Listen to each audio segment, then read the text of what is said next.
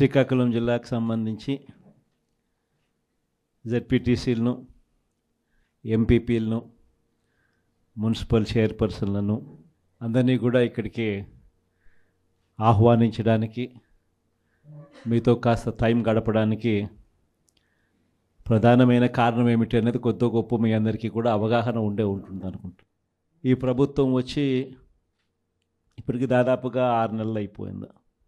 మామూలుగా పాలన చేస్తే ప్రజల్లో వ్యతిరేకత కొద్దో గొప్ప ఈ మేరకు ఉంటుందా?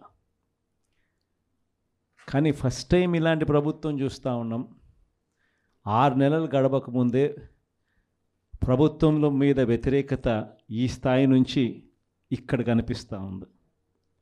ఈ రోజుకి కూడా మన జెడ్పీటీసీలు కానీ, మన ఎంపీటీసీలు కానీ, మన సర్పంచులు కానీ, ఎవరైనా కూడా ఏ గ్రామంలో అయినా కూడా, ఏ ఇంటికైనా కూడా గర్వంగా తలెత్తుకొని పోగలుగుతాం.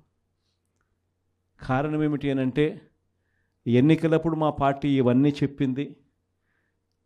తూచా తప్పకుండా ప్రతి ఇది కూడా చేసి చూపించిన ప్రభుత్వం మాది అని చెప్పి సగర్వంగా తలెత్తుకొని చెప్పుకునే పరిస్థితి ఏ ప్రభుత్వానికైనా ఉంది అని అంటే అది ఒక వైఎస్ఆర్సీపీ ప్రభుత్వమే అని చెప్పి కూడా గర్వంగా చెప్పగలుగుతాం. నిజంగా దాని క్యాంపెయిన్ మనం ఎంత తీవ్రమైన క్యాంపెయిన్ జరిగింది అన్నది ఒకసారి గమనించినట్లయితే, ఏ ఇంటికి ఎవరు పోయినా కూడా తెలుగుదేశం వాళ్ళు, తెలుగుదేశం ఎమ్మెల్యే నుంచి, తెలుగుదేశం కుటుంబ సభ్యుల నుంచి, తెలుగుదేశం పార్టీ కార్యకర్తల దగ్గర నుంచి ఎవరు పోయినా కూడా ప్రతి ఇంటికి వాళ్ళు చెప్పిన మాట, ఇంట్లో ఎవరు కనపడినా కూడా, చిన్నపిల్లలు కనపడితే స్టార్ట్, నీకు 15,000, నీకు 15,000, నీకు 15,000, సంతోషమా? అంతకన్నా అంతకన్నా కొంచెం పెద్దోళ్ళు, తల్లులు కనిపిస్తే చాలు, అమ్మలు కనిపిస్తే చాలు, నీకు 18,000, నీకు 18,000, నీకు 18,000, సంతోషమా?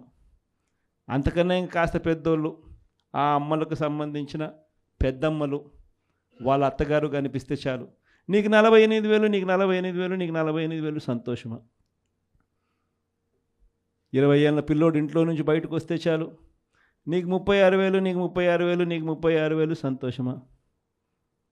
ఇంట్లో నుంచి రైతు కండువా వేసుకొని బయటకు వస్తే చాలు, నీకు 20,000, నీకు 20,000, నీకు 20,000, సంతోషమా అనే మాటలు ఈ రోజుకి కూడా నా దగ్గరికి మన ఎమ్మెల్యేలు కూడా నా దగ్గరికి వచ్చి చెప్పారు. చాలామంది కూడా చెప్పినారు, అన్న ఈ రకంగా చెప్తా ఉన్నారన్న, మనమేమో కుటుంబం మొత్తానికి సహాయం మనం చేస్తూ ఉంటే వీళ్ళు ఇంట్లో ఉన్న ప్రతి ఒక్కరికి కూడా మేము చేస్తాము అని చెప్పి చెప్పడం మొదలు పెడతా ఉన్నారు.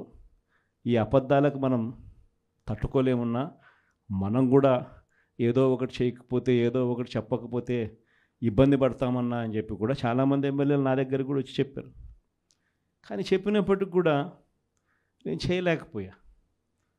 ఎందుకు చేయలేకపోయినాను అని అంటే, ఈ రోజుకి కూడా అంటారు చాలామంది ఎమ్మెల్యేలు నా దగ్గరికి వచ్చినప్పుడు కూడా, అన్న నీతో ఒక సమస్య ఉందన్న అంటారు.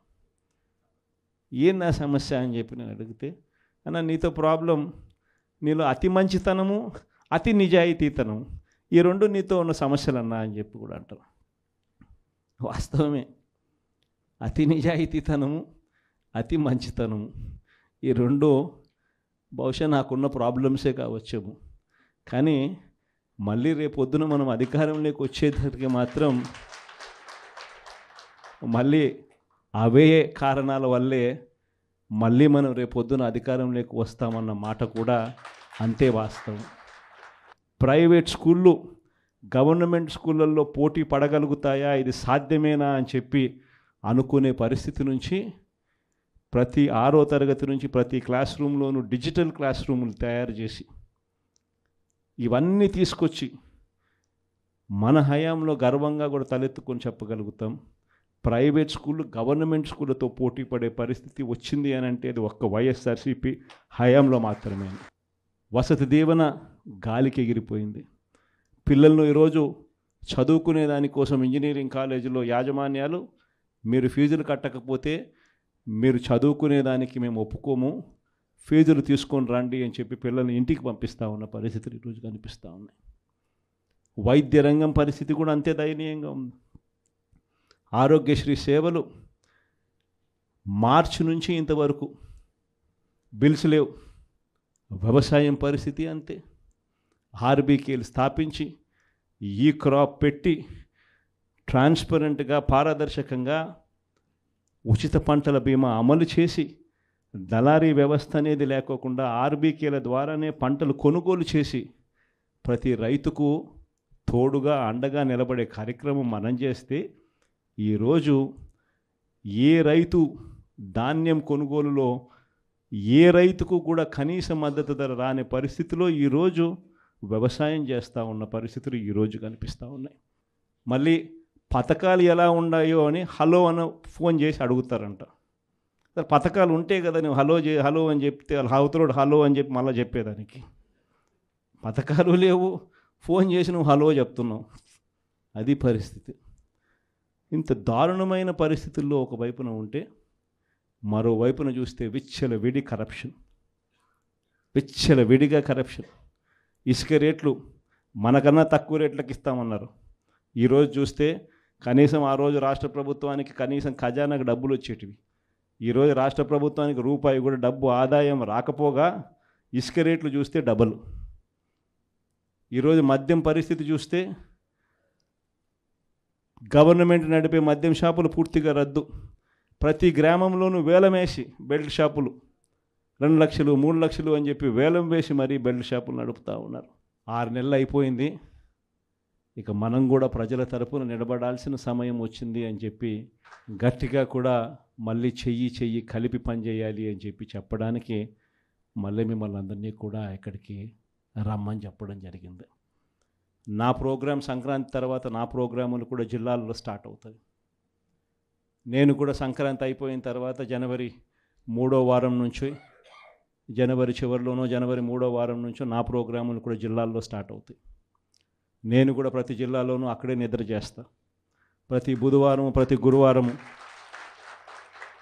ఒక్కొక్క పార్లమెంట్లో 2 రోజులు 2 రాత్రులు అక్కడే పడుకుంటా.